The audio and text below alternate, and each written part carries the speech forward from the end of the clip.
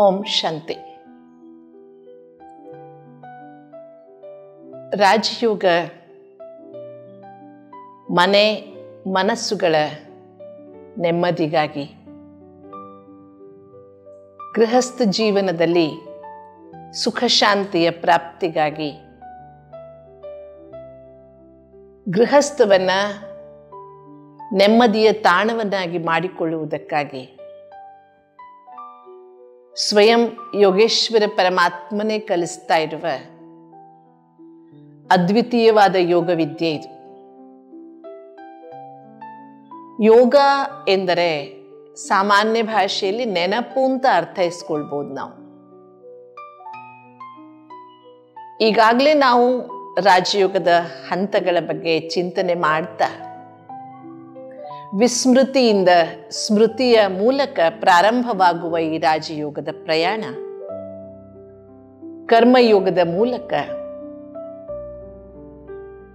ಸತತವಾಗಿ ಹಗಲು ರಾತ್ರಿ ಜೀವನದ ಜೊತೆಗೇ ನಡೆಯುವ ಒಂದು ಅದ್ಭುತವಾದ ಅಂತರಂಗದ ಯಾತ್ರೆ. ಅಂತರಂಗದ ಯಾತ್ರೆಯ ಜೊತೆಗೆ ಬಹಿರಂಗವನ್ನ, ಬಾಹ್ಯ ಜಗತ್ತನ್ನ ಸರಿತೂಗಿಸಿಕೊಂಡು ಹೋಗುವ ಒಂದು ಅವಿಸ್ಮರಣೀಯವಾದ ಯಾತ್ರೆ ಇದು. ಹುಟ್ಟಿದ ಮೇಲೆ ಪ್ರತಿಯೊಬ್ಬನೂ ಸಾಯುವ ತನಕ ಬದುಕಲೇಬೇಕು. ಮಾನವನ ಬದುಕು ಸುಂದರವಾಗುವುದಕ್ಕೆ ರಾಜಯೋಗ ಅದ್ಭುತವಾದ ಮಾರ್ಗದರ್ಶನವನ್ನ ನೀಡುತ್ತೆ. ಯಾವುದೇ ಜಪಗಳಿಲ್ಲದ, ಬಾಹ್ಯವಾದ ಯಾವ ಆಚರಣೆಗಳು ಇಲ್ಲದ, ಯಾವುದೇ ನಿಗದಿತವಾದ ಮಂತ್ರೋಚ್ಚಾರಣೆ ಇಲ್ಲದ, ಕೇವಲ ಮನಸ್ಸನ್ನು, ಬುದ್ಧಿಯನ್ನು ಭಗವಂತನಲ್ಲಿ ತೊಡಗಿಸುವ ಸುಂದರವಾದ ವಿಧಾನ ಇದು. ಇದೊಂದು ಚಿಂತನೆಯ ಮಾಲೆ. ಮನುಷ್ಯ ಸುಮ್ಮನೆ ಅಂತೂ ಕೂತ್ಕೊಳ್ಳೋದಿಲ್ಲ, ವಿಚಾರಗಳು ನಡೀತಾನೆ ಇರ್ತವೆ. ಆ ವಿಚಾರಗಳನ್ನ ಒಳಮುಖವನ್ನಾಗಿಸಿ, ಹೇಗೆ ನೋಡಿ ಒಂದು ಹರಿಯುವ ನದಿಗೆ ಆಣೆಕಟ್ಟು ಕಟ್ಟಿ ಕಾಲುವೆಗಳ ಮೂಲಕ ಆ ನೀರನ್ನ ಸದುಪಯೋಗ ಮಾಡಿಕೊಳ್ಳಲಾಗ್ತದೆ. ಆ ರೀತಿಯಾದ ನೀರು ಕೃಷಿಗೆ, ವಿದ್ಯುತ್ತಿಗೆ, ಕುಡಿಯುವುದಕ್ಕೆ ಹೇಗೆಲ್ಲ ಬಳಕೆಯಾಗ್ತದೆ. ಜೊತೆಗೆ ಆ ನೀರಿನಿಂದ ಉತ್ಪನ್ನವಾಗುವ ವಿದ್ಯುತ್ ತಂಪಾಗಿಸುವ ಅಥವಾ ತುಂಬ ಚಳಿ ಇದ್ದಲ್ಲಿ ಬಿಸಿಯನ್ನು ಒದಗಿಸುವ, ಬೆಳಕನ್ನು ಕೊಡುವ, ಎಂತಹ ಶಕ್ತಿಶಾಲಿಯಾದ ಕಬ್ಬಿಣವನ್ನು ಕತ್ತರಿಸುವ ಒಂದು ಪವರ್ ಆಗಿ ಬದಲಾಗುತ್ತೆ. ವಿದ್ಯುತ್ ಶಕ್ತಿ ಅಂತ ಹೇಳ್ತೇವೆ. ಹಾಗೆ ಮಾನವನ ಮನಸ್ಸಿನಲ್ಲಿ ನಡೆಯುವ ವಿಚಾರಗಳ ಭೋರ್ಗರೆತವನ್ನ ರಾಜಯೋಗ ಎನ್ನುವ ಅದ್ಭುತವಾದ ವಿಧಾನದ ಮೂಲಕ ಸದ್ವಿನಿಯೋಗಗೊಳಿಸಿಕೊಳ್ಳುವ ಸುಂದರವಾದ ಪ್ರಕ್ರಿಯೆ ಇದು. ತನ್ನ ಚಿಂತನೆಗಳನ್ನ ತಾನೇ ಗಮನಿಸ್ತಾ ಏರುಮುಖವಾದ ಶ್ರೇಷ್ಠವಾದ ಭಗವದ್ ಚಿಂತನೆಗಳನ್ನ ಸೇರಿಸ್ಕೊಳ್ತಾ ತನ್ನ ಮನಸ್ಸು ಬುದ್ಧಿಯನ್ನ ಶಕ್ತಿಶಾಲಿ ಮಾಡಿಕೊಳ್ಳುವ ಒಂದು ಸುಂದರವಾದ ವಿಧಾನ ರಾಜಯೋಗ. ಅನೇಕರ ಮನಸ್ಸಿನಲ್ಲಿ ಪ್ರಶ್ನೆ ಬರುತ್ತೆ, ರಾಜಯೋಗ ಅಭ್ಯಾಸ ಮಾಡುವುದಕ್ಕೆ ಆಧಾರಗಳೇನು ಅಂತ. ಹೇಗೆ ಸ್ಥೂಲ ಯೋಗಾಭ್ಯಾಸ ಮಾಡುವುದಕ್ಕೆ ಖಾಲಿ ಹೊಟ್ಟೆ, ಊಟ ಆದ ಮೇಲೆ ಇಷ್ಟೊತ್ತಿನ ತನಕ ಯೋಗಾಸನ ಪ್ರಾಣಾಯಾಮಗಳನ್ನು ಮಾಡಬಾರ್ದು, ಯೋಗಾಸನದ ನಂತರ ಇಷ್ಟೊತ್ತಿನ ತನಕ ಮತ್ತೆ ನಾನು ಸೇವಿಸಬಾರ್ದು, ಹೀಗೆಲ್ಲ ಕೆಲವು ಸ್ಥೂಲ ನಿಯಮಗಳು. ನೆಲದ ಮೇಲೆ ಒಂದು ಹಾಸಿಕೊಂಡು ಯೋಗಾಸನ ಮಾಡಬೇಕು. ಯೋಗಾಸನ ಮಾಡುವಾಗ ಉಸಿರನ್ನ ತೆಗೆದುಕೊಳ್ತಾ, ಉಸಿರನ್ನ ಬಿಡ್ತಾ ಮಾಡುವ ಯೋಗಾಸನಗಳ ಮೇಲೆ ಗಮನವಿರಬೇಕು. ಶರೀರದ ಫ್ಲೆಕ್ಸಿಬಿಲಿಟಿಗೆ, ಆರೋಗ್ಯಕ್ಕೆ ಇಂತಹ ಯೋಗಾಸನಗಳನ್ನು ನಾವು ಕಲಿತೇವೆ. ಪತಂಜಲಿ ಯೋಗ ಸೂತ್ರದಲ್ಲಿ ಈ ಯೋಗಾಸನಗಳಲ್ಲಿ ಅಷ್ಟಾಂಗ ಯೋಗ ಬಹಳ ಪ್ರಸಿದ್ಧವಾಗಿದೆ. ಯಮ, ನಿಯಮ, ಆಸನ, ಪ್ರಾಣಾಯಾಮ, ಪ್ರತ್ಯಾಹಾರ, ಧ್ಯಾನ, ಧಾರಣ, ಸಮಾಧಿ, ಹೀಗೆ 8 ಅಂಗಗಳು ಯೋಗದಲ್ಲಿದೆ. ಇದರಲ್ಲಿ 4 ಬಹಿರ್ಮುಖವಾಗಿದ್ದರೆ 4 ಅಂತರ್ಮುಖವಾದವು. ಯಮ, ನಿಯಮ, ಆಸನ, ಪ್ರಾಣಾಯಾಮ ದೈಹಿಕವಾಗಿ, ಪ್ರತ್ಯಾಹಾರ, ಧ್ಯಾನ, ಧಾರಣ, ಸಮಾಧಿ ಇದು ಅಂತರ್ಮುಖಿಯಾಗಿ ಮಾಡುವಂಥದ್ದು. ಇವತ್ತು ಯೋಗಾಭ್ಯಾಸಿಗಳನ್ನ ಕೇಳಿದ್ರೆ ಎಲ್ಲರ ಯೋಗಾಭ್ಯಾಸ 2ಕ್ಕೆ ಸೀಮಿತವಾಗಿದೆ, ಆಸನ ಮತ್ತು ಪ್ರಾಣಾಯಾಮಗಳಿಗೆ.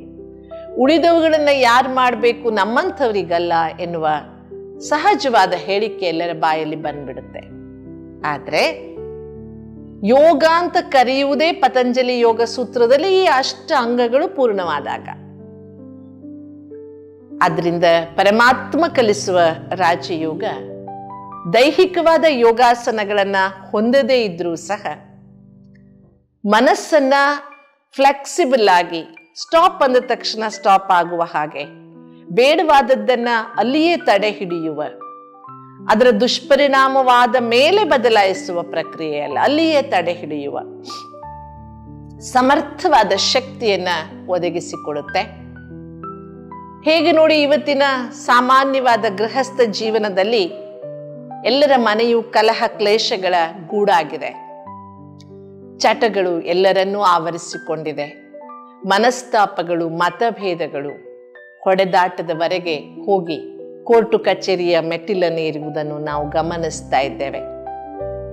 ಆದರೆ ಸಹಜವಾದ ಈ ರಾಜಯೋಗದ ಅಭ್ಯಾಸ, ಸರಿಯಾದ ಕರ್ಮ ಸಿದ್ಧಾಂತದ ಅರಿವು, ಆತ್ಮ ಹಾಗೂ ಪರಮಾತ್ಮರ ಪರಿಚಯದಿಂದ ಮಾನವನ ಮನಸ್ಸು ಸ್ವಲ್ಪ ಮಟ್ಟಿಗೆ ಶಕ್ತಿಶಾಲಿ ಆಗ್ತಾ ಆಗ್ತಾ ಬುದ್ಧಿ ತನ್ನ ಕೈ ಲಗಾಮನ್ನ ಸರಿಯಾಗಿ ಬಳಸಿದಾಗ ಇವತ್ತು ಕಲಹ ಕ್ಲೇಶಗಳ ಗೂಡಾಗಿರುವ ಮನೆ ಸುಖ ಸಮೃದ್ಧಿಯ ಸ್ವರ್ಗವಾಗುವುದರಲ್ಲಿ ಯಾವ ಸಂದೇಹವೂ ಇಲ್ಲ. ಹಾಗಾಗಿ ಮನಸ್ಸು ಬದಲಾದಾಗ ಮನೆ ಬದಲಾಗುವುದು ನಿಸ್ಸಂದೇಹ. ನಮ್ಮ ಶಾಸ್ತ್ರಗಳಲ್ಲಿ ಹೇಳ್ತಾರೆ, ಮನ ಏವಂ ಮನುಷ್ಯಾಣಾಂ ಕಾರಣಂ ಬಂಧ ಮೋಕ್ಷಯೋಹೋ ಅಂತ. ಮನುಷ್ಯನ ಬಂಧನಕ್ಕೆ, ಮೋಕ್ಷಕ್ಕೆ ಕಾರಣವಾದದ್ದು ಅವನದೇ ಮನಸ್ಸು ಅಂತ.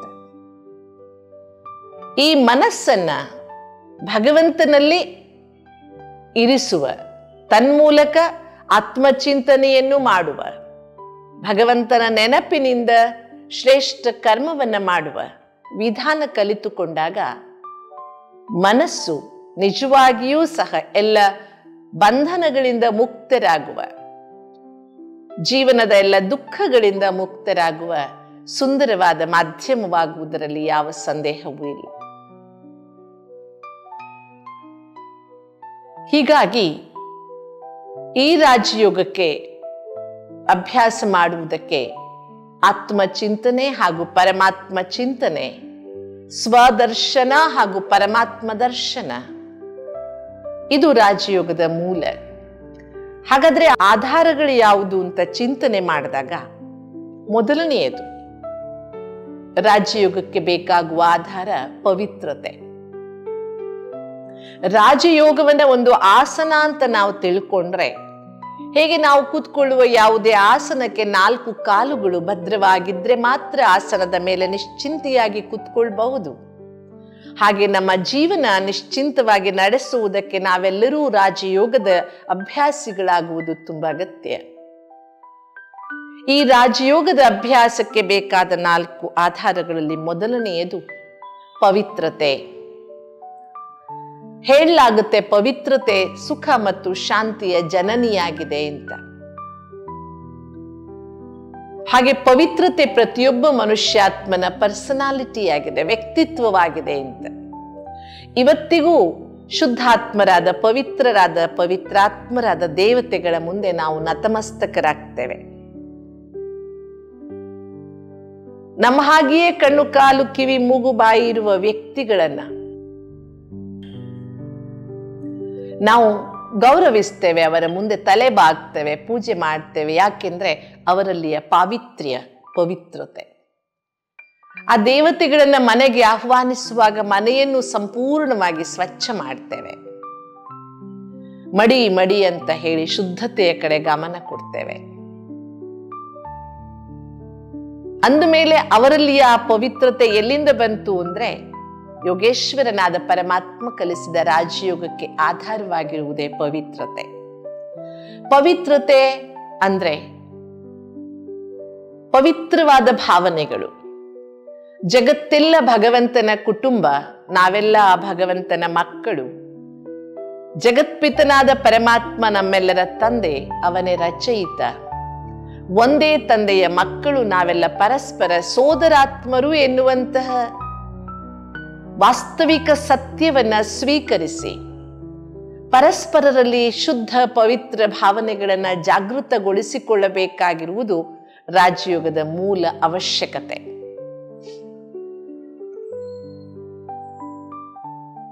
ಒಂದು ಅರ್ಥದಲ್ಲಿ ಇದನ್ನ ಬ್ರಹ್ಮಚರ್ಯ ಅಂತಲೂ ಹೇಳಲಾಗುತ್ತೆ.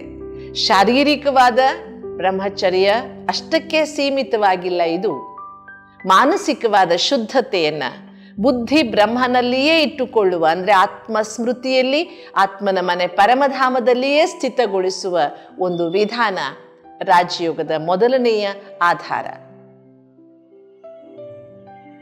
ಎಲ್ಲರೂ ಶುದ್ಧಾತ್ಮರು, ಪರಮಾತ್ಮನ ಮಕ್ಕಳು ಎನ್ನುವಂತಹ ನಿರ್ಮಲವಾದ ಭಾವನೆ ನಾವು ಹೇಳ್ಬಿಡ್ತೇವೆ ಭಾಯಿ ಅಂತ. ಆದ್ರೆ ಎಲ್ಲಿಯೂ ಈ ಭಾಯಿಚಾರ, ಈ ಭ್ರಾತೃತ್ವ ಕಾಣುವುದಕ್ಕೆ ಸಿಗುವುದೇ ಇಲ್ಲ. ಯಾಕೆಂದ್ರೆ ನಾವಿವತ್ತು ಭ್ರಾತೃತ್ವವನ್ನ ಭೌಗೋಳಿಕ ಆಧಾರದ ಮೇಲೆ ಅಥವಾ ಧಾರ್ಮಿಕ ಚಿಂತನೆಗಳ ಮೇಲೆ ನೆಲೆಗೊಳಿಸುವ ಪ್ರಯತ್ನ ಮಾಡ್ತೇವೆ. ಹಿಂದೂ ಚೀನಿ ಭಾಯಿ ಅಂತ ಹೇಳ್ತೇವೆ, ಮತ್ತೆ ಕೈಯನ್ನೇ ತೋರಿಸ್ತೇವೆ. ಹಿಂದೂ ಇಸ್ಲಾಂ ಭಾಯಿ ಅಂತ ಹೇಳ್ತೇವೆ. ಒಬ್ಬರನ್ನೊಬ್ಬರು ನೋಡಿದ್ರೆ ಕೊತ ಕುದೀತೇವೆ. ಇದಕ್ಕೆ ಕಾರಣ ದೈಹಿಕವಾದ, ಭೌತಿಕವಾದ, ಭೌಗೋಳಿಕವಾದ ಆಧಾರದಿಂದ ಬರುವ ಭಾಯಿಚಾರ, ಭ್ರಾತೃತ್ವ,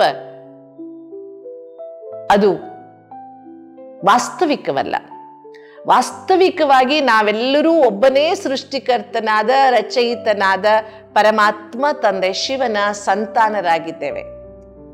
ಭೌಗೋಳಿಕ ನೆಲೆಯಲ್ಲಿ ಬೇರೆ ಬೇರೆ ದೇಶ, ಭಾಷೆಗಳಿರಬಹುದು, ರೂಪ ರಂಗುಗಳಿರಬಹುದು, ಜಾತಿ ಧರ್ಮಗಳಿರಬಹುದು. ಆದರೆ ಪ್ರಾರಂಭದಲ್ಲಿ ಹಾಗೂ ಅಂತ್ಯದಲ್ಲಿ ಶಾಶ್ವತವಾಗಿ ನಾವೆಲ್ಲರೂ ಆ ಭಗವಂತನ ಸಂತಾನರು.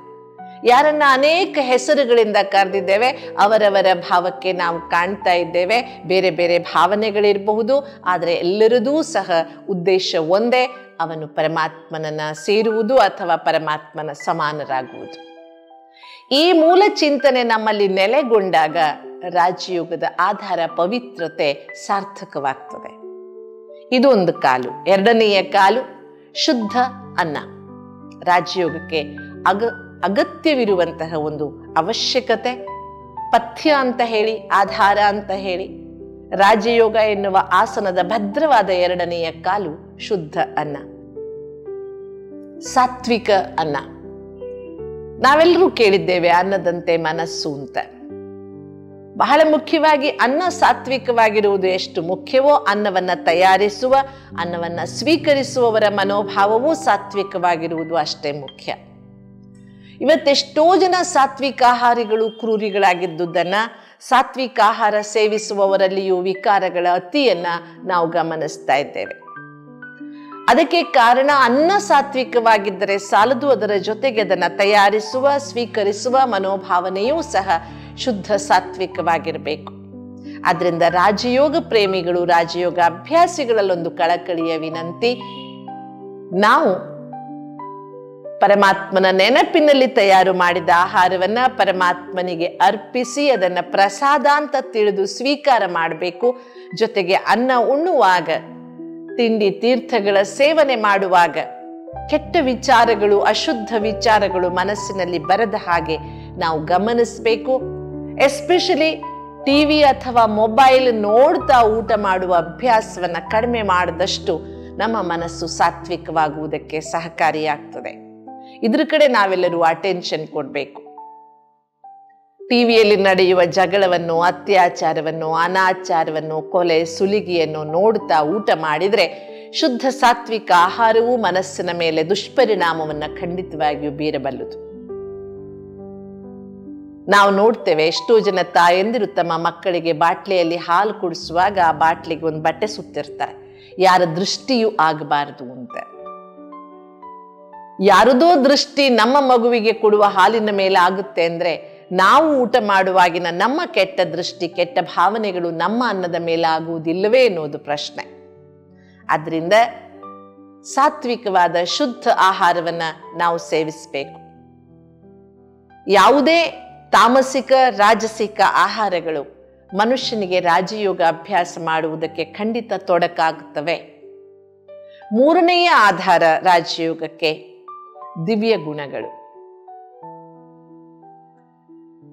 ಮನುಷ್ಯಾತ್ಮ ಗುಣಗಳ ಗಣಿಯಾಗಿದ್ದಾನೆ. ಮೂಲತಃ ಎಲ್ಲ ಮನುಷ್ಯನಲ್ಲಿ ಮೌಲ್ಯಗಳಿದೆ, ಗುಣಗಳಿದೆ, ಸ್ವಧರ್ಮಗಳಿದೆ. ಅದನ್ನು ನಾವಾಗಲೇ ಸ್ಪಷ್ಟಪಡಿಸಿಕೊಂಡಿದ್ದೇವೆ. ಅದರ ಜೊತೆಗೆ ಎಲ್ಲರಲ್ಲಿಯೂ ಇರುವ ಗುಣಗಳನ್ನೇ ನಾವು ನೋಡ್ತಾ ಹೋದಾಗ ನಮ್ಮಲ್ಲಿ ಗುಣಗ್ರಾಹಕತೆಯ ಗುಣ ಬಂದಾಗ, ಜಗತ್ತಿನ ಅತೀ ಕೆಟ್ಟ ವ್ಯಕ್ತಿಯಲ್ಲಿಯೂ ಒಂದು ಒಳ್ಳೆಯ ಗುಣ ಇರುತ್ತೆ. ಯಾಕೆ ಹೇಳಿ? ಅವನು ಭಗವಂತನ ಮಗುವಾಗಿದ್ದಾನೆ. ಗುಣಗಳ ಸಾಗರನಾದ ಭಗವಂತನ ಮಕ್ಕಳು ಗುಣಹೀನರಾಗುವುದು ಸಾಧ್ಯವಿಲ್ಲ.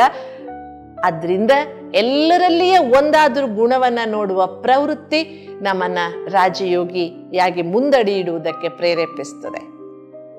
ಆದರೆ ಮನುಷ್ಯನ ಒಂದು ಸಹಜ ಸ್ವಭಾವ, ಅವನು ಎಲ್ಲರಲ್ಲಿಯ ಅವಗುಣಗಳನ್ನೇ ನೋಡ್ತಾನೆ. ಏನ್ ಮಾಡಿದ್ರೆ ನನಗೆ ಕಣ್ಬಿಡುತ್ತೆ ಅಂತ. ಕಣ್ಬಿಡೋದಿಲ್ಲ, ನಾವು ಅದನ್ನು ಅಭ್ಯಾಸ ಮಾಡಿಕೊಂಡಿದ್ದೇವೆ.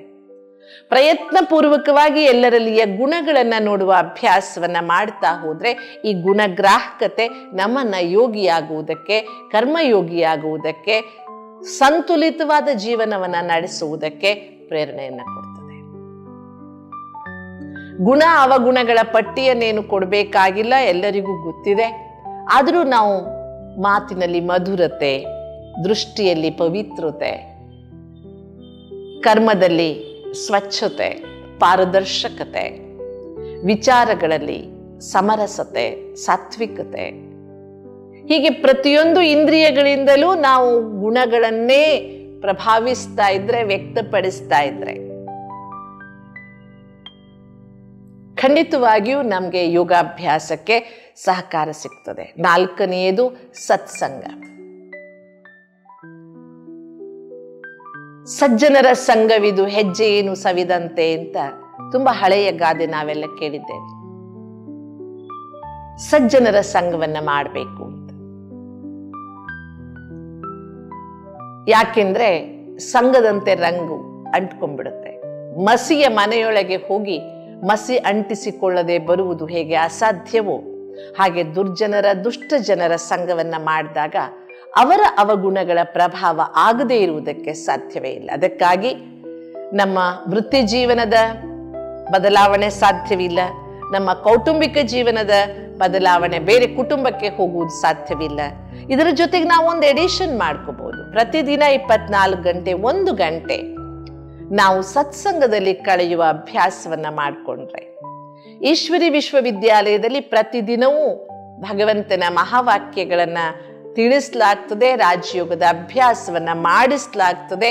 ಅಂತ ಸತ್ಸಂಗಗಳಿಗೆ ನಾವು ಹೋಗುವ ಅಭ್ಯಾಸವನ್ನ ಮಾಡಿಕೊಂಡ್ರೆ ಪರಮಾತ್ಮ, ಜಗತ್ತಿನಲ್ಲಿ ನಿಜವಾದ ಸತ್ಯ ಒಬ್ಬನೇ ಪರಮಾತ್ಮ, ಶಾಶ್ವತವಾದ ಸತ್ಯವು ಒಬ್ಬನೇ ಪರಮಾತ್ಮ, ಅವನ ಸಂಘವನ್ನ ಮಾಡುವ ಅಭ್ಯಾಸವನ್ನ ಮಾಡಿಕೊಳ್ತಾ ಹೋದಾಗ, ಅವನ ಮಹಾವಾಕ್ಯಗಳು, ಅವನ ಮಕ್ಕಳ ಸಂಘವನ್ನ ಮಾಡುವ ಅಭ್ಯಾಸ ಮಾಡಿಕೊಂಡಾಗ ಮನುಷ್ಯಾತ್ಮನಲ್ಲಿ ರಾಜಯೋಗವನ್ನು ಮಾಡುವುದಕ್ಕೆ ಹೆಚ್ಚಿನ ಶಕ್ತಿ ಪ್ರಾಪ್ತಿಯಾಗುತ್ತೆ. ರಾಜಯೋಗದ 4 ಆಧಾರಗಳು: ಪವಿತ್ರತೆ, ಶುದ್ಧ ಅನ್ನ, ದೈವಿ ಗುಣಗಳು ಹಾಗೂ ಸತ್ಸಂಗ. ನಾವೆಷ್ಟೋ ಕಥೆಗಳನ್ನ ಇದರ ಬಗ್ಗೆಲ್ಲ ಬಹಳಷ್ಟು ಕೇಳಿದ್ದೇವೆ ಅಲ್ವಾ? ಕಟುಕನ ಮನೆಯ ಗಿಳಿ, ಋಷಿ ಆಶ್ರಮದಲ್ಲಿದ್ದಂತಹ ಗಿಳಿ, ಇವೆರಡರ ಮಾತುಗಳಲ್ಲಿ ವ್ಯತ್ಯಾಸ. ಒಂದೇ ತಾಯಿಯ 2 ಗಿಳಿ ಮರಿಗಳು ಬೇರ್ಪಟ್ಟಿರ್ತವೆ. ಒಂದನ್ನು ಕಟುಕ ಕೊಂಡ್ಕೊಂಡಿರ್ತಾನೆ, ಒಂದು ಋಷಿ ಆಶ್ರಮದಲ್ಲಿ ಇರ್ತದೆ. ಕಟುಕನ ಮನೆಯಲ್ಲಿರುವ ಗಿಳಿ ಯಾರು ಬಂದ್ರು ಹಿಡಿರಿ, ಹೊಡಿರಿ, ಕಡಿರಿ, ಬಡಿರಿ ಅಂತ ಹೇಳ್ತಾ ಇರ್ತದೆ. ಋಷಿಯಾಶ್ರಮದಲ್ಲಿರುವುದು, ಬನ್ನಿ ಕೂತ್ಕೊಳ್ಳಿ, ಏನು ಬೇಕು, ನೀರು ಕೊಡ್ಲಾ ಅಂತ ಮಾತಾಡ್ತಾ ಇರ್ತದೆ. ಈ ಕಥೆಯನ್ನು ತುಂಬ ಸಲ ಕೇಳಿದ್ದೇವೆ ನಾವು. ಸಂಘದ ಪ್ರಭಾವ ಪಶು ಪಕ್ಷಿಗಳ ಮೇಲೆಯೂ ಆಗುತ್ತೆ ಅಂದ ಮೇಲೆ ಅಲ್ವಾ, ಮನುಷ್ಯನ ಮನಸ್ಸಿನ ಮೇಲಂತೂ ಆಗಿಯೇ ಆಗ್ತದೆ.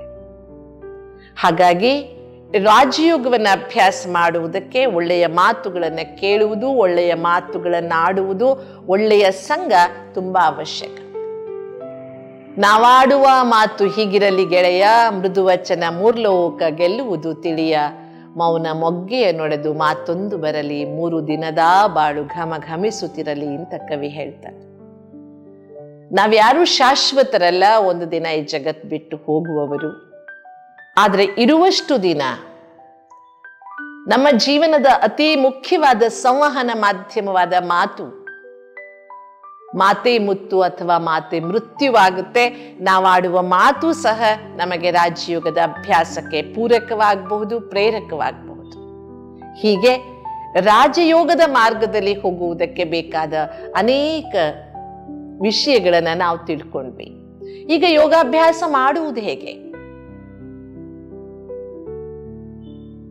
2 ರೀತಿಯಿಂದ ಮುಖ್ಯವಾಗಿ ನಾವು ಯೋಗಾಭ್ಯಾಸ ಮಾಡಬಹುದು. ಒಂದು, ಯಾವುದಾದ್ರೂ ಒಂದು ಸ್ಥಾನದಲ್ಲಿ ಕೂತ್ಕೊಂಡು ಶಾಂತವಾದ ಮನಸ್ಥಿತಿಯನ್ನ ಇಟ್ಕೊಂಡು ಮಧುರವಾದ ಸಂಗೀತವನ್ನ ಕೇಳ್ತಾ, ಇಲ್ಲ ಈಶ್ವರಿ ವಿಶ್ವವಿದ್ಯಾಲಯದಲ್ಲಿ ದೊರಕುವ ಕಾಮೆಂಟ್ರೀಸ್ ಏನಿದೆ ಅವುಗಳನ್ನ ಆಲಿಸ್ತಾ ಭಗವಂತನ ಜೊತೆಗೆ ಮಾತನಾಡುವ ಅಭ್ಯಾಸವನ್ನ ಬೆಳೆಸ್ಕೊಳ್ಬಹುದು. ಇಲ್ಲ ತಿರುಗಾಡ್ತಾ ನಡೆದಾಡ್ತಾ ಕೆಲಸ ಮಾಡ್ತಾ ನಾವು ಯೋಗದ ಅಭ್ಯಾಸವನ್ನ ಮಾಡಬಹುದು. ಒಂದು ಕುಳಿತು ಮಾಡುವ ರಾಜಯೋಗ, ಇನ್ನೊಂದು ಸಹಜವಾದ ಕರ್ಮಯೋಗ. ಯೋಗಾಭ್ಯಾಸ ಮಾಡುವುದಕ್ಕೆ ಸೂಕ್ತವಾದ ಸಮಯ ಬೆಳಗಿನ ಸಮಯ ತುಂಬಾ ಪ್ರಶಸ್ತವಾದದ್ದು. ನಾವು ಹೆಚ್ಚಾಗಿ ಅಮೃತ ವೇಳೆ ಬ್ರಾಹ್ಮಿ ಮುಹೂರ್ತವನ್ನ ಪ್ರಿಫರೆಬಲಿ ಯೋಗಕ್ಕೆ ತುಂಬಾ ಸೂಕ್ತ. ನನ್ಗೆ ಹೇಳಕ್ಕಾಗಲ್ಲ ಅಷ್ಟೊತ್ತಿಗೆ ಅಂದ್ರೆ ಮೊದಲು ಎದ್ದ ತಕ್ಷಣ ಎಷ್ಟೊತ್ತಿಗೆ ಹೇಳಿ, ಸೂರ್ಯೋದಯಕ್ಕೆ ಮುಂಚೆ ಅಂತೂ ಹೇಳ್ತೇವೆ ಅಲ್ವಾ? ನೋಡಿ, ನೆನ್ಪಿಟ್ಕೋಬೇಕು, ಸೂರ್ಯೋದಯದ ನಂತರ ಎದ್ರೆ ನಮ್ಮ ನಾಲಿಗೆಯಲ್ಲಿ ಉತ್ಪತ್ತಿಯಾಗುವ ಲಾಲಾರಸ ಅದು ವಿಷವಾಗಿ ಬಿಡ್ತದೆ. ನೀವು ಬೇಕಾದ್ರೆ ಪರೀಕ್ಷೆ ಮಾಡಿ ನೋಡಿ. ಸೂರ್ಯೋದಯದ ನಂತರ ಎದ್ದಾಗ ನಾಲಿಗೆಯಲ್ಲಿರುವ ಲಾಲಾರಸವನ್ನ ಒಂದ್ ಕಡೆ ಉಗುಳಿ ನೀವೆಲ್ಲಾದ್ರೂ, ಅದ್ರ ಮೇಲೆ ನೊಣ ಕೂತ್ರು ಸತ್ತೋಗ್ಬಿಡುತ್ತೆ. ಅದನ್ನ ನಾವು ನುಂಗ್ಬಿಟ್ಟಿರ್ತೀವಿ ಸೂರ್ಯೋದಯದ ನಂತರ ಎದ್ದಾಗ. ಎಷ್ಟೋ ಸಲ ನಾವೇ ನುಂಗಿರ್ತೀವಿ. ಹಾಗಾಗಿ ಇವತ್ತು ಎಲ್ಲರಿಗೂ ಸಹಜವಾಗಿ ಫುಡ್ ಪಾಯ್ಸನ್ ಆಗ್ತಾನೆ ಇರುತ್ತೆ. ನಮ್ಮ ಉಗುಳೇ ನಮಗೆ ವಿಷವಾಗುತ್ತೆ. ಹಾಗಾಗಿ ರಾಜಯೋಗದ ಅಭ್ಯಾಸ ಮಾಡುವುದಕ್ಕೆ ಸೂರ್ಯೋದಯಕ್ಕಿಂತ ಮುಂಚೆ ಎದ್ದೇಳುವುದು ತುಂಬಾ ಪ್ರಶಸ್ತವಾದ ಸಮಯ. ಎದ್ದ ತಕ್ಷಣ ಶುಚಿರ್ಭೂತರಾಗಿ ಹಾಸಿಗೆಯನ್ನ ಬಿಟ್ಟು ಬೇರೆ ಒಂದು ಸ್ಥಳದಲ್ಲಿ ಶಾಂತವಾಗಿ ಕೂತ್ಕೊಂಡು ಭಗವಂತನಿಗೆ ಸುಪ್ರಭಾತ ಹೇಳುವುದರ ಮೂಲಕ ಯೋಗಾಭ್ಯಾಸವನ್ನ ಪ್ರಾರಂಭಿಸಬಹುದು. ಹಾಗೆ ಆತ್ಮನ ಗುಣಗಳನ್ನೆಲ್ಲ ಮೆಲುಕು ಹಾಕ್ತಾ ನಾನು ಪರಮಾತ್ಮನ ಮಗು ಎನ್ನುವುದನ್ನ ನೆನಪು ಮಾಡಿಕೊಳ್ತಾ, ಜೊತೆಗೆ ಪರಮಾತ್ಮನ ಜೊತೆಗೆ ಮಾತನಾಡ್ತಾ, ಪರಮಾತ್ಮನಲ್ಲಿರುವ ಎಲ್ಲ ಶಕ್ತಿಗಳನ್ನ ಮನನ ಮಾಡ್ತಾ, ಆ ಶಕ್ತಿಗಳು ನನ್ನೊಳಗಿದೆ ಎನ್ನುವುದನ್ನು ಅನುಭವ ಮಾಡುವ ವಿಧಾನ, ಇದಕ್ಕೆ ಪ್ರಾಯೋಗಿಕವಾಗಿ ಚಿಂತನೆ ಮಾಡುವುದಕ್ಕೆ ನಿಮಗೆ ಆನ್ಲೈನ್ ಮೂಲಕ ಹಾಗೂ ಸಂಸ್ಥೆಯ ಮೂಲಕ ಯೋಗದ ವಿಧಾನಗಳ ಅನೇಕ ಪರಿಕರಗಳು ಲಭ್ಯ ಇದೆ. ಅದನ್ನು ಉಪಯೋಗಿಸಿಕೊಂಡು ನಾವು ರಾಜಯೋಗವನ್ನ ಶುರು ಮಾಡಬಹುದು. ಇನ್ನು ರಾಜಯೋಗದ ಅಭ್ಯಾಸ ಮಾಡುವುದಕ್ಕೆ ಅಗತ್ಯವಿರುವಂತಹ ಸಮಯಗಳು ಯಾವುದು? ನಾವು ಊಟ ಮಾಡುವಾಗ ದಿನಕ್ಕೆ 3 ಸಲ ಊಟ ಮಾಡ್ತೇವೆ, ನಾಷ್ಟ ಮತ್ತು ಊಟ. ಆ 3 ಸಮಯ ಊಟ ಮಾಡುವುದಕ್ಕೆ ಮುಂಚೆ ಅನ್ನ ಕೊಟ್ಟ ಭಗವಂತನಿಗೆ ಧನ್ಯವಾದವನ್ನ ಹೇಳ್ತಾ, ದೃಷ್ಟಿ ಕೊಟ್ಟು ಆ ಅನ್ನವನ್ನ ಶುದ್ಧ ಮಾಡಿಕೊಂಡು ಪರಮಾತ್ಮನ ಪ್ರಸಾದವನ್ನ ಈ ದೇಹಕ್ಕೆ ಶಕ್ತಿಗೋಸ್ಕರ ನಾನು ಉಣಿಸ್ತಾ ಇದ್ದೇನೆ ಎನ್ನುವ ಭಾವನೆಯಿಂದ ಊಟ ಮಾಡುವ ಅಭ್ಯಾಸವನ್ನ ಇಟ್ಕೊಂಡ್ರೆ ಅದು ನಮ್ಮ ಯೋಗದ ಸಮಯವಾಗ್ತದೆ. ಅದಲ್ಲದೆ ಮುಸ್ಸಂಜೆಯ ಸಮಯ, ಸಂಧ್ಯಾಕಾಲದ ಸಮಯವೂ ಸಹ ಯೋಗ ಮಾಡುವುದಕ್ಕೆ ಬಹಳ ಪ್ರಶಸ್ತವಾದ ಸಮಯ. ಹಾಗೂ ರಾತ್ರಿ ಮಲಗುವ ಸಮಯ, ಮಲಗುವುದಕ್ಕೆ ಮುಂಚೆ ಒಂದು ಅರ್ಧ ಗಂಟೆಯಾದರೂ ಎಲ್ಲ ಕಾರ್ಯಗಳಿಂದ ಬಿಡುವು ಮಾಡಿಕೊಂಡು ಶಾಂತವಾಗಿ ಕೂತ್ಕೊಂಡು ಇಡೀ ದಿನವನ್ನೊಮ್ಮೆ ಅವಲೋಕಿಸಿ ಆದ ತಪ್ಪುಗಳಿಗೆ ಕ್ಷಮೆ ಕೇಳಿ ಮಾಡಿದ ಕೆಲಸಗಳ ವಿವರವನ್ನ ನಮ್ಮೆಲ್ಲರ ತಂದೆ, ಶಿಕ್ಷಕ, ಪರಮ ಸದ್ಗುರುವಾದ ಪರಮಾತ್ಮನಿಗೆ ಒಪ್ಪಿಸಿ ನಿಶ್ಚಿಂತೆಯಾಗಿ ಪರಮಾತ್ಮನ ಮಡಿಲಿನಲ್ಲಿ ಮಲಗುವ ಅಭ್ಯಾಸ ರಾಜಯೋಗಕ್ಕೆ ತುಂಬ ಅವಶ್ಯಕವಾದದ್ದು. ನೋಡಿ, ರಾತ್ರಿ ಮಲಗುವಾಗ ಭಗವಂತನನ್ನ ಚೆನ್ನಾಗಿ ನೆನಪು ಮಾಡಿ ಮಲಗಿದರೆ ಬೆಳಿಗ್ಗೆ ಕಣ್ತೆರೆಯುವಾಗ ಅವನ ನೆನಪೇ ನಮ್ಮಲ್ಲಿ ಸ್ಥಿರವಾಗಿ ಉಳ್ಕೊಂಡಿರ್ತದೆ. ಹೇಳ್ತೀವಲ್ವ, ಯಾರ ಮುಖ ನೋಡಿ ಎದ್ದುವ ಇವತ್ತೆಲ್ಲ ಕೆಲಸ ಕೆಟ್ಟೋಗಿದೆ ಅಂತ. ಯಾರ ಮುಖ ಯಾಕೆ ನೋಡೋಣ? ಎದ್ದ ತಕ್ಷಣ ಭಗವತ್ ಸ್ಮೃತಿಯನ್ನ, ಈಶ್ವರನ ನೆನಪನ್ನ, ಪರಮಾತ್ಮನ ಚಿಂತನೆಯನ್ನ ಮಾಡುವುದರ ಮೂಲಕ ನಮ್ಮ ದಿನವನ್ನ ಪ್ರಾರಂಭಿಸೋಣ. ಇನ್ನು ಉಳಿದಂತೆ ರಾಜಯೋಗವನ್ನ ಎಷ್ಟೊತ್ತಿಗೂ ಅಭ್ಯಾಸ ಮಾಡಬಹುದು, ಎಲ್ಲಿ ಬೇಕಾದರೂ ಅಭ್ಯಾಸ ಮಾಡಬಹುದು. ಆದರೆ ಒಂದು ನಿಯಮಿತವಾದ ಸಮಯ, ನಿಗದಿತವಾದ ಸ್ಥಳವನ್ನ ನಾವು ಫಿಕ್ಸ್ ಮಾಡಿಕೊಂಡ್ರೆ ಅದು ನಮ್ಮ ಸಾಧನೆಗೆ ತುಂಬಾ ಉಪಯುಕ್ತವಾಗಿರುತ್ತೆ. ಜೊತೆಗೆ ಈಶ್ವರಿ ವಿಶ್ವವಿದ್ಯಾಲಯದಲ್ಲಿ ಸಾಮೂಹಿಕವಾಗಿ ಎಲ್ಲರೂ ಸೇರಿ ಅಭ್ಯಾಸ ಮಾಡುವ ರಾಜಯೋಗದ ತರಗತಿಗಳಿಗೆ ನಾವು ಹಾಜರಾದ್ರೆ ಆ ರಾಜಯೋಗದ ಅಭ್ಯಾಸ ನಮಗೆ ಹೆಚ್ಚು ಶಕ್ತಿಯನ್ನು ಒದಗಿಸ್ತದೆ. ಈ ರಾಜಯೋಗದಲ್ಲಿ ನಾವು ಮಾಡಬೇಕಾದ ಚಿಂತನೆಗಳಿಗೆ ಪ್ರತಿದಿನದ ಈಶ್ವರಿಯ ಮಹಾವಾಕ್ಯಗಳು ತುಂಬಾ ನಮಗೆ ಸಪೋರ್ಟ್ ಮಾಡಿಕೊಡ್ತವೆ. ಅದರಿಂದ ಜ್ಞಾನ ಯೋಗಕ್ಕೆ ಪೂರಕ, ಯೋಗ ಜ್ಞಾನ ಧಾರಣೆಗೆ ಸಹಕಾರಿ. ಇವು ಒಂದಕ್ಕೊಂದು ಅತಿ ಅವಶ್ಯಕವಾದ ಇಂಟರ್ಡಿಪೆಂಡೆಂಟ್ ವಿಷಯಗಳು. ಎಷ್ಟೆಷ್ಟು ಜ್ಞಾನ ಸ್ಪಷ್ಟವಾಗ್ತದೋ ಅಷ್ಟಷ್ಟು ಯೋಗ ಶಕ್ತಿಯುತವಾಗ್ತಾ ಹೋಗ್ತದೆ, ಅನುಭವಾತ್ಮಕವಾಗಿ ಆಗ್ತದೆ, ಪ್ರಾಕ್ಟಿಕಲ್ ಆಗಿರ್ತದೆ. ಹೀಗೆ ರಾಜಯೋಗವನ್ನು ಅಭ್ಯಾಸ ಮಾಡುವುದರಿಂದ ನಮಗೇನು ಪ್ರಾಪ್ತಿ? ರಾಜಯೋಗವನ್ನು ಅಭ್ಯಾಸ ಮಾಡುವುದರಿಂದ ಏಕಾಗ್ರತೆಯ ಅಭ್ಯಾಸ ಹೆಚ್ಚಾಗುವುದರಿಂದ ನೆನಪಿನ ಶಕ್ತಿ ವೃದ್ಧಿಯಾಗುವುದರ ಜೊತೆಗೆ ಬೇಡವಾದ ಭಾವ ಸ್ವಭಾವಗಳಲ್ಲಿ ಪರಿವರ್ತನೆ ಸಹಜವಾಗಿಯೇ ಬರ್ತದೆ. ತನ್ನ ಸ್ವಭಾವಗಳ ಮೇಲೆ ಅವನು ನಿಯಂತ್ರಣವನ್ನು ಸಾಧಿಸುವುದು ಸಾಧ್ಯವಾಗ್ತದೆ. ರಾಜಯೋಗದ ಅಭ್ಯಾಸವನ್ನ ಮಾಡುವುದರಿಂದ ಮನುಷ್ಯನಿಗೆ ಸರ್ವಶಕ್ತಿವಂತನಾದ ಪರಮಾತ್ಮನ ಜೊತೆಗೆ ಸಂಬಂಧ ಸಮರ್ಪಕವಾಗಿರುವುದರಿಂದ ಜೀವನಾವಶ್ಯಕವಾದ ಅನೇಕ ಶಕ್ತಿಗಳ ಪ್ರಾಪ್ತಿಯಾಗ್ತದೆ. ಮೊದಲನೆಯದಾಗಿ ಅವನಲ್ಲಿ ಪರಿವರ್ತನಾ ಶಕ್ತಿ ಅಲ್ವಾ? ನಾವೆಲ್ಲರೂ ಬದಲಾಗಬೇಕು ಅಂತ ಅನ್ಕೊಂಡಿರ್ತೇವೆ. ಒಂದು ನ್ಯಾಚುರಲ್ ಪ್ರೋಸೆಸ್, ಪ್ರಕೃತಿ ಬದಲಾಗ್ತಾ ಹೋಗುತ್ತೆ. ನಾವು ಚಿಕ್ಕವರಿದ್ದವರು ಮುದುಕರಾಗ್ತಾ ಹೋಗ್ತೇವೆ. ಅದು ಅಲ್ಲ, ಆಂತರಿಕವಾದ ಪರಿವರ್ತನೆ. ಹುಟ್ಟುಗುಣ ಸುಟ್ರು ಬಿಡಲ್ಲ ಅಂತ ಹೇಳ್ಕೊಳ್ತಾ ಚಿಕ್ಕಂದಿನಿಂದ ಬಂದಂತಹ ಕೆಲವು ಅವಗುಣಗಳನ್ನ ನಾವು ಶಹಬಾಸ್ಗಿರಿ ಕೊಟ್ಟು ಬೆಳೆಸ್ಕೊಳ್ತಾ ಹೊರಟಿರ್ತೇವೆ. ಅವುಗಳನ್ನು ಬದಲಾಯಿಸಿಕೊಳ್ಳುವ ಶಕ್ತಿ ರಾಜಯೋಗದಿಂದ ನಮಗೆ ಸಿಗ್ತದೆ.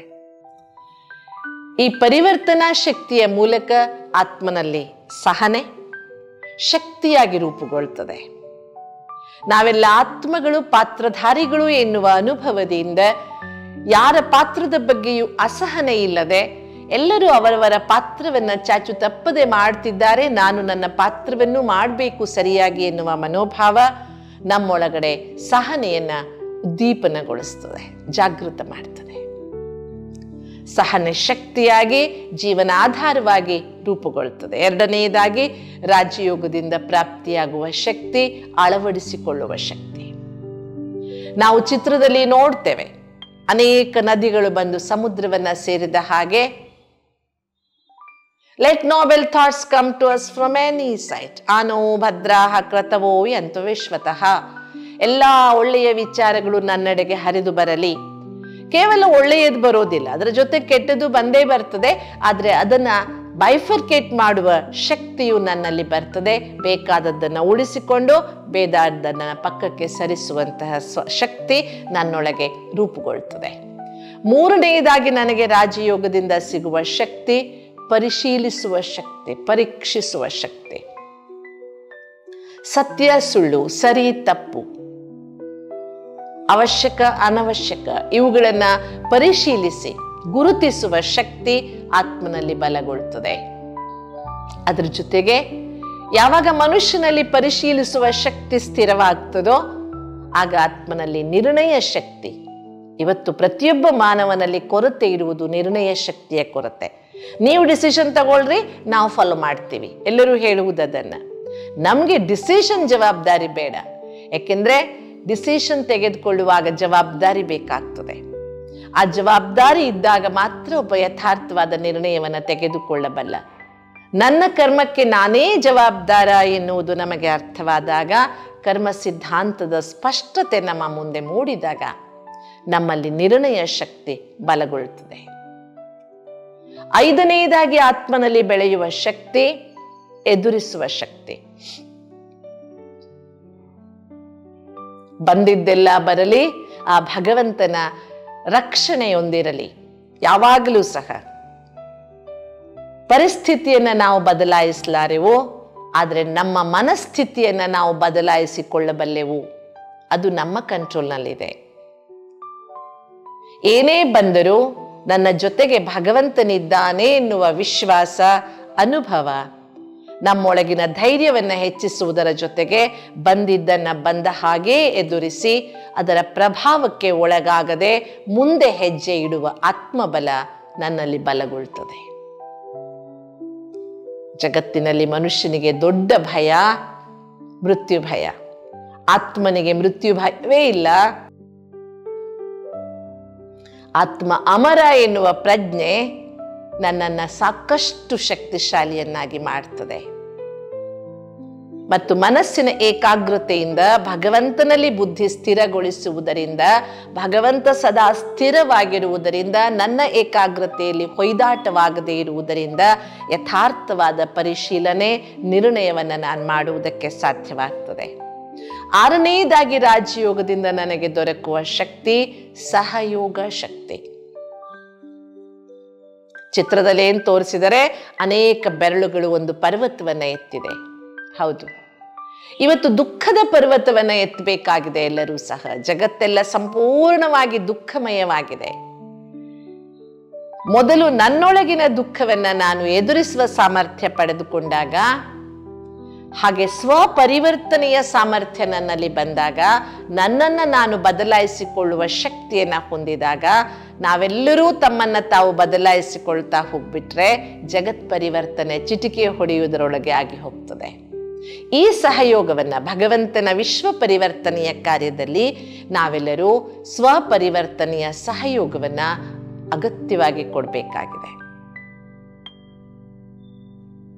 ಹಾಗೆ ಇದರ ಜೊತೆಗೆ ನಮ್ಮಲ್ಲಿ ಬೆಳೆಯುವ ಇನ್ನೊಂದು ಶಕ್ತಿ ರಾಜಯೋಗದ ಅಭ್ಯಾಸದಿಂದ, ಅದು ಸಂಕುಚಿತಗೊಳಿಸಿಕೊಳ್ಳುವ ಶಕ್ತಿ. ಹೇಗೆ ಆಮೆ ತನ್ನ ಇಂದ್ರಿಯಗಳನ್ನು ಚಿಪ್ಪಿನೊಳಗೆ ಸೇರಿಸಿಕೊಂಡು ಅನವಶ್ಯಕ ವ್ಯರ್ಥಗಳಿಂದ ತನ್ನನ್ನು ರಕ್ಷಣೆ ಮಾಡಿಕೊಳ್ತದೆ, ನಾವು ಸಹ ವ್ಯರ್ಥ ಮಾತುಗಳಿಂದ, ಚಿಂತನೆಗಳಿಂದ, ಪರಚಿಂತನೆಗಳಿಂದ, ಪರದರ್ಶನದಿಂದ ಮುಕ್ತರಾಗ್ತೇವೆ. ಯಾಕೆಂದ್ರೆ ನಾವು ಆಡುವ ಮಾತು, ನಮ್ಮ ವಿಚಾರಗಳು, ನಮ್ಮ ದೃಷ್ಟಿ, ನಮ್ಮ ಕರ್ಮವೆಲ್ಲವೂ ವಾಪಸ್ ನಮಗೇ ಬರುತ್ತೆ ಎನ್ನುವುದು ಗೊತ್ತಾದಾಗ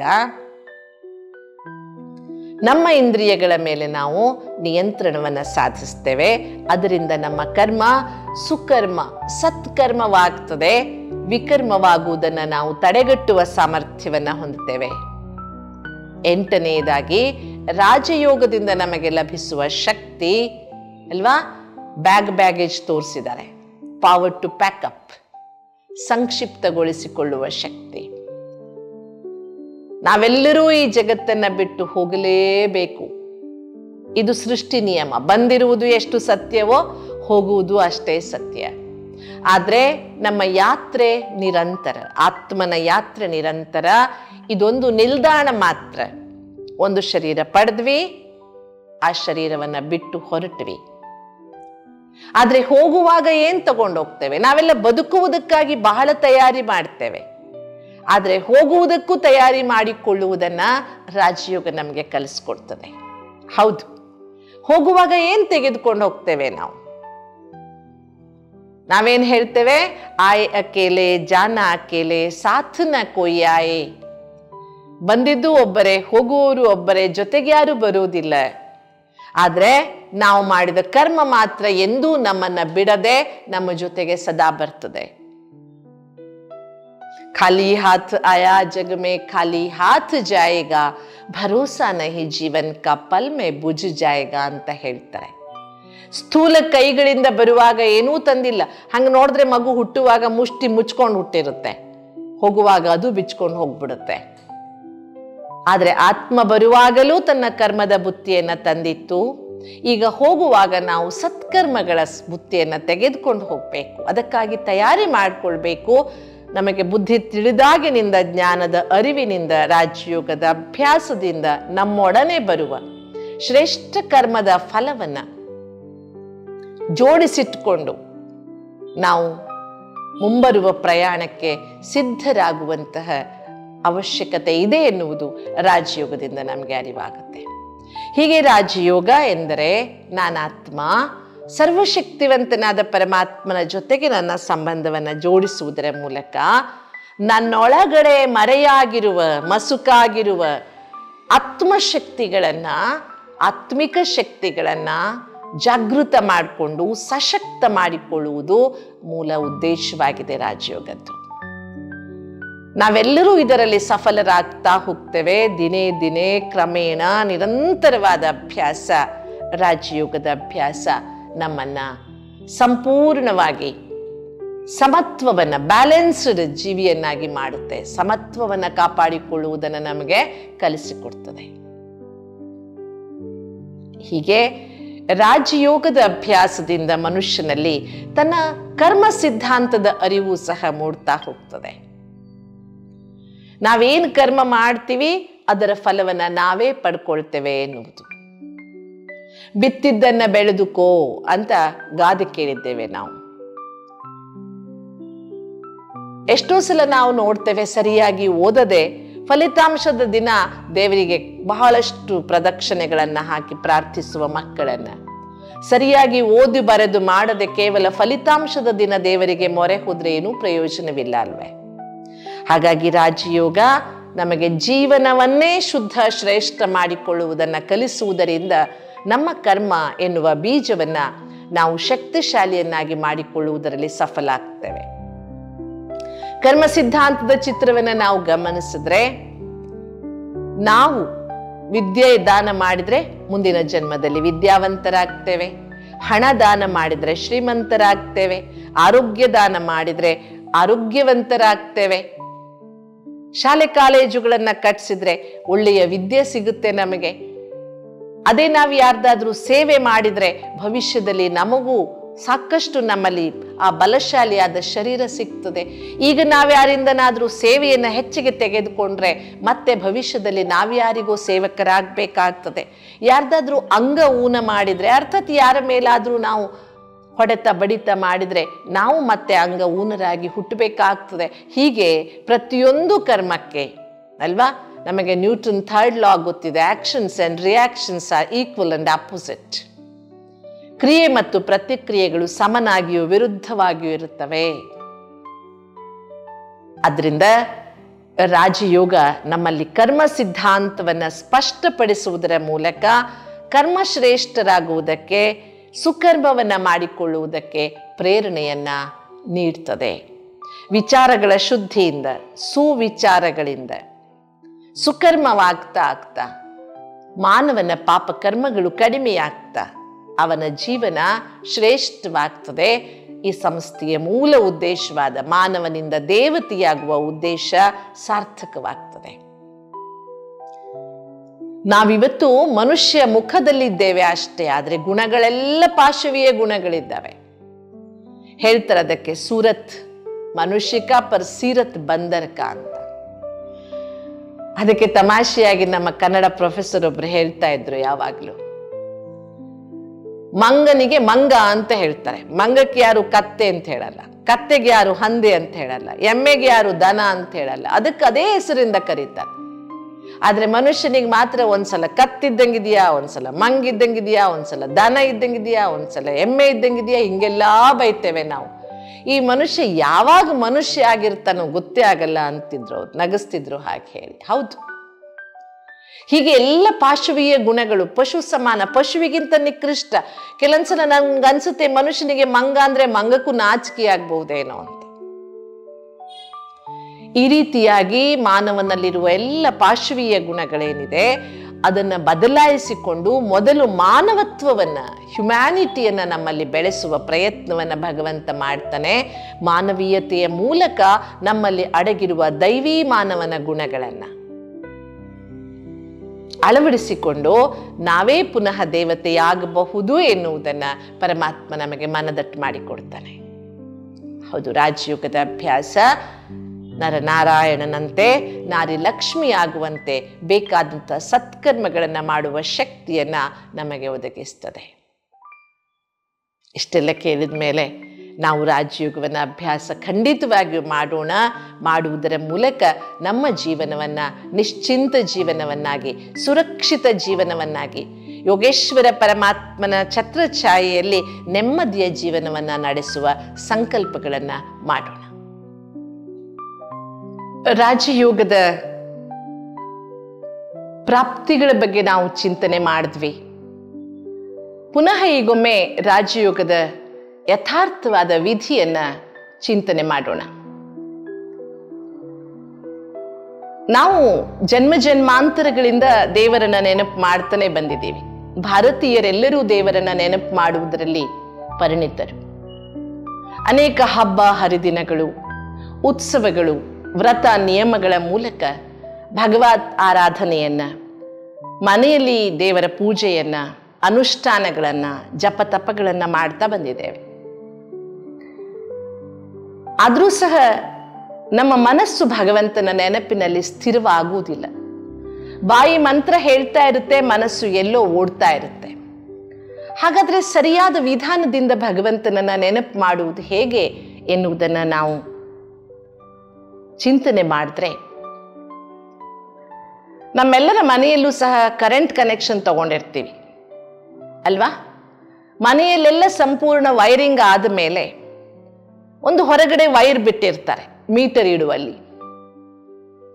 ಹಾಗೆ ರಸ್ತೆಯಲ್ಲಿರುವ ಕರೆಂಟಿನ ಕಂಬದ ಅಲ್ಲಿಯ ಮುಖ್ಯವಾದ ತಂತಿಯ ಮೂಲಕ ನಮ್ಮ ಮನೆಯ ಮೀಟರ್ನ ಹತ್ರ ಇರುವ ವೈರ್ಗೆ ಕನೆಕ್ಷನ್ ಕೊಡಲಾಗ್ತದೆ. ಆಗ ಮುಖ್ಯ ತಂತಿಯಲ್ಲಿ ಹರಿತಾ ಇದ್ದಂತಹ ವಿದ್ಯುತ್ ಪ್ರವಾಹ ನಮ್ಮ ಮನೆಯೊಳಗಡೆ ಬರುವುದಕ್ಕೆ ಶುರುವಾಗ್ತದೆ. ಆ ರೀತಿಯಾಗಿ ಎರಡು ವೈರ್ಗಳನ್ನ, ವಿದ್ಯುತ್ ತಂತಿಗಳನ್ನ ಸೇರಿಸುವಾಗ ಆ ಎರಡೂ ವಿದ್ಯುತ್ ತಂತಿಗಳ ಮೇಲಿರುವ ಪ್ಲಾಸ್ಟಿಕ್ಕಿನ ಪೊರೆಯನ್ನ ತೆಗೆದು ಒಳಗಿರುವ ತಾಮ್ರದ ತಂತಿಯನ್ನ ಜೋಡಿಸ್ತಾರೆ.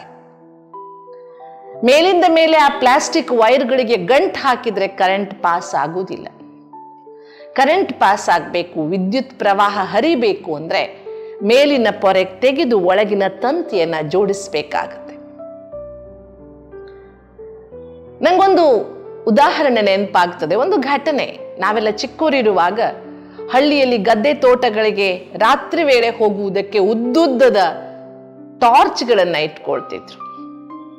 6 ಸೆಲ್ಲಿನ ಟಾರ್ಚ್, 4 ಸೆಲ್ಲಿನ ಟಾರ್ಚ್, ದೊಡ್ಡ ದೊಡ್ಡ ಟಾರ್ಚ್ಗಳು ಗದ್ದೆ ತೋಟಗಳಿಗಾಗಿ. ಒಂದ್ಸಲ ನಮ್ಮ ತಾತ ಒಂದು ಟಾರ್ಚ್ ತಗೊಂಡು ಬಂದ್ರು.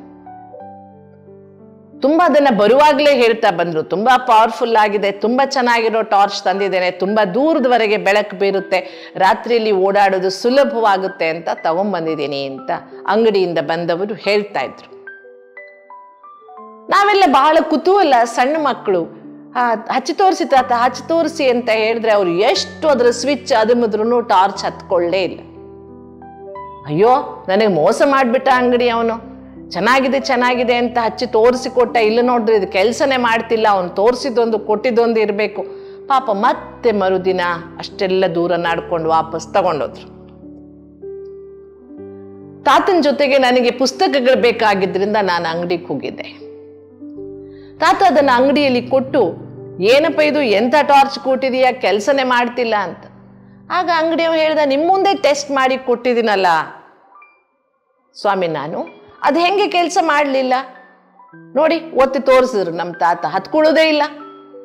ಆಗ ಮುಗುಳ್ನಗ್ತಾ ಅಂಗಡಿ ಅವನೇನ್ ಮಾಡಿದ ಅಂದ್ರೆ, ಹಿಂದ್ಗಡೆ ಅದಕ್ಕೊಂದು ಬುರುಡೆ ಹಾಕಿರ್ತಾರಲ್ವಾ, ಅದನ್ನ ತೆಗೆದು ಆ ಒಂದು ಹಿಂದ್ಗಡೆ ಮುಚ್ಚಳ ಮತ್ತು ಬ್ಯಾಟ್ರಿ ಸೆಲ್ ಇತ್ತು ನೋಡಿ, ಅದ್ರ ಮಧ್ಯೆ ಒಂದು ಸಣ್ಣ ಪೇಪರ್ ಇಟ್ಟಿದ್ದ ಅವನು. ಆ ಪೇಪರ್ ತೆಗೆದು ಹಾಕಿದ ಮತ್ತೆ ಆ ಮುಚ್ಚಳವನ್ನ. ಆಗ ಒತ್ತಿದ್ರೆ ಟಾರ್ಚ್ ಬಹಳ ಚೆನ್ನಾಗಿ ಹೊತ್ಕೊಂತು. ಆಗ ನಗ್ತಾ ಹೇಳ್ದ, ಒಡೆಯರೆ ನೀವು ಈ ಮನೆಗೆ ಹೋಗೋವರೆಗೆ ಎಲ್ಲಾದ್ರೂ ಒತ್ತಿ ಹೋಗಿ ಸಾಮಾನಿನ ಮಧ್ಯೆ ಸೆಲ್ಲೆಲ್ಲ ಖಾಲಿ ಆದಿತ್ತು ಅಂತ ಹಿಂದೊಂದು ಪೇಪರ್ ಇಟ್ಟಿದ್ದೆ ನಾನು. ಆ ಪೇಪರೇ ತೆಗಿಲಿಲ್ಲ ನೀವು, ಅದು ಹೆಂಗ್ ಹತ್ಕೊಳ್ಳುತ್ತೆ ಅಂತ. ತುಂಬಾ ಸಣ್ಣ ವಿಷಯ ಅಲ್ವಾ? ಹೇಗೆ ಸ್ವಿಚ್ಚು ಮತ್ತು ಬ್ಯಾಟರಿಯ ಮಧ್ಯದಲ್ಲಿದ್ದಂತಹ ಪೇಪರ್ ಬೆಳಕು ಹೊರಗೆ ಬರುವುದಕ್ಕೆ ಅಡ್ಡ ಬಂದಿತ್ತು, ಹಾಗೆ ಪ್ರತಿದಿನ ಪೂಜೆ ಪುನಸ್ಕಾರಗಳನ್ನ ಮಾಡ್ತಾ ಇದ್ರು ಸಹ ನಾವು ದೇಹ ಅಭಿಮಾನ ಎನ್ನುವಂತಹ ಈ ವಸ್ತ್ರವನ್ನ ಅಥವಾ ಈ ಒಂದು ಅಡ್ಡಗೋಡೆಯನ್ನ ಮಧ್ಯೆ ಇಟ್ಕೊಂಡು ದೇವರನ್ನ ನೆನಪು ಮಾಡ್ತಾ ಇದ್ದಿದ್ದರಿಂದ ಈ ದೇಹಾಭಿಮಾನದ ಪರದೆಯನ್ನ ದಾಟಿ ಭಗವದ್ ಶಕ್ತಿಯನ್ನ ಪಡೆದುಕೊಳ್ಳುವುದಕ್ಕೆ ನಮ್ಮಿಂದ ಆಗಲೇ ಇಲ್ಲ. ಆದ್ರಿಂದ ರಾಜಯೋಗದ ಅಭ್ಯಾಸ ಮಾಡುವಾಗ ನಾನು ನಿಮಗೆ ವಿದ್ಯುತ್ ತಂತಿಯ ಬಗ್ಗೆ ಏನು ಹೇಳಿದೆ, ಭಗವಂತ ವಿದೇಹಿ, ಭಗವಂತ ಅಶರೀರಿ, ಭಗವಂತ ಜನ್ಮ ಮರಣ ರಹಿತ, ಅಂತಹ ಪರಮಾತ್ಮ ಶಿವನನ್ನ ನೆನಪು ಮಾಡುವಾಗ ನಾವು ಸಹ ದೇಹದ ಅಭಿಮಾನದಿಂದ ಮುಕ್ತರಾಗಿ ಆತ್ಮ ಸ್ವರೂಪದಲ್ಲಿ ಸ್ಥಿತರಾಗಿ ಅವನನ್ನ ನೆನಪು ಮಾಡುವುದು ತುಂಬಾ ಅವಶ್ಯಕ. ಅದಕ್ಕಾಗಿಯೇ ರಾಜಯೋಗದ ಮೊದಲನೆಯ ಹಂತ ಆತ್ಮಾನುಭೂತಿ. ನಾನೊಂದು ಆತ್ಮ ಎನ್ನುವನ್ನ ಕಾನ್ಶಿಯಸ್ ಅನ್ನ ಜಾಗೃತ ಮಾಡಿಕೊಂಡು, ಮೂಲ ಸ್ಮೃತಿಯಲ್ಲಿ ಆತ್ಮ ಸ್ವರೂಪವನ್ನ ಜಾಗೃತ ಮಾಡಿಕೊಂಡು ಆತ್ಮಿಕ ಸ್ಮೃತಿಯೊಂದಿಗೆ ಪರಮಾತ್ಮನನ್ನ ನೆನಪು ಮಾಡಿದಾಗ ಆತ್ಮ ಶಕ್ತಿಶಾಲಿಯಾಗಿ ಭಗವದ್ ಕೃಪೆಗೆ, ಆಶೀರ್ವಾದಕ್ಕೆ ಅಷ್ಟೇ ಅಲ್ಲ, ರಕ್ಷಣೆಗೂ ಸಹ ಒಳಪಡುತ್ತದೆ. ಅಂದ್ರೆ ನಮಗೆ ಭಗವಂತನ ಆಶೀರ್ವಾದ ಶಕ್ತಿಗಳನ್ನ ಪಡೆಯುವುದಕ್ಕೆ ಸಾಧ್ಯವಾಗ್ತದೆ. ನಾವೆಲ್ಲ ಚಿಕ್ಕೂರಿರುವಾಗ ಒಂದು ಆಟ ಆಡಿರ್ತೇವೆ, ದುರ್ಬಿನ್ ತಂದ್ಕೊಂಡು. ಎಲ್ಲರೂ ಆಡಿರ್ತೀರಾ ಅನ್ಕೊಳ್ತೇನೆ. ಸೂರ್ಯನಿಗೆ ಅಡ್ಡಲಾಗಿ ದುರ್ಬಿನ್ ಹಿಡಿದು ಕೆಳಗಡೆ ಒಂದು ಪೇಪರ್ ಇಟ್ಟು ಬಿಟ್ರೆ ಸೂರ್ಯನ ಎಲ್ಲ ಕಿರಣಗಳು ಆ ದುರ್ಬಿನ್ನಲ್ಲಿ ಕಾನ್ಸಂಟ್ರೇಟ್ ಆಗಿ ತುಂಬಾ ಶಕ್ತಿಶಾಲಿಯಾಗಿ ಕೆಳಗಿನ ಪೇಪರ್ ಅನ್ನ ಸುಟ್ಟು ಹಾಕುವಂತಹದನ್ನ ನಾವು ಬಹಳ ಸಲ ಆಟ ಆಡಿರ್ತೇವೆ. ಇದನ್ನ ಹಾಗೇ ಸೂರ್ಯನ ಕಿರಣಗಳಿಗೆ ಪೇಪರ್ ಹಿಡಿದ್ರೆ ಪೇಪರ್ ಸುಡೋದಿಲ್ಲ. ಅದು ದುರ್ಬಿನ್ನ ಮೂಲಕ ಹಾದು ಬಂದಾಗ ಸೂರ್ಯನ ಕಿರಣಗಳೆಲ್ಲ ಏಕತ್ರಿತವಾಗಿ ಶಕ್ತಿಶಾಲಿಯಾಗಿ ಪಾಸ್ ಆದಾಗ ಅದು ಪೇಪರನ್ನ ಸುಟ್ಟಾಕಿ ಬಿಡ್ತದೆ.